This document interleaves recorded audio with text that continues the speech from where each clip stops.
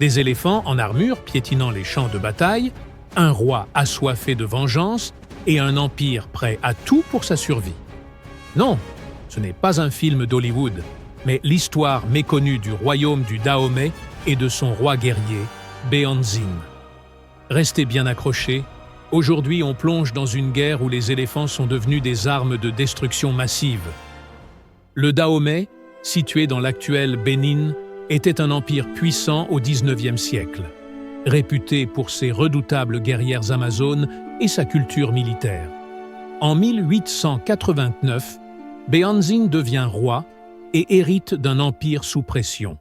Les Français convoitent ses terres et cherchent à contrôler les routes commerciales. Mais Béanzin n'est pas du genre à plier facilement. Intelligent et stratège, il savait que les armes seules ne suffiraient pas à repousser l'envahisseur. Alors il a décidé d'utiliser une arme inattendue, les éléphants.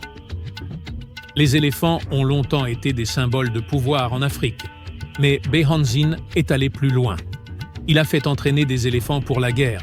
Ils étaient équipés d'armures rudimentaires et utilisés comme tanks vivants pour écraser les lignes ennemies.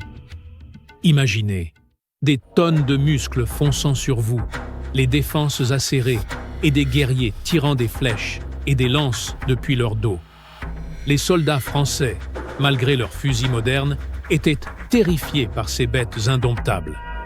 Les premières batailles furent sanglantes et les éléphants semaient la panique dans les rangs adverses. Mais l'avantage ne dura pas longtemps.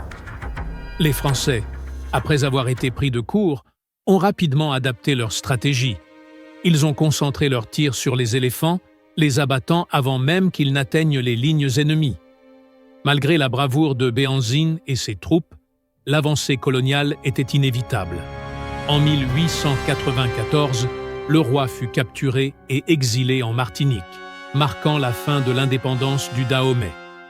Mais la légende du roi et de ses éléphants guerriers perdure encore aujourd'hui, symbole de résistance face à l'oppression.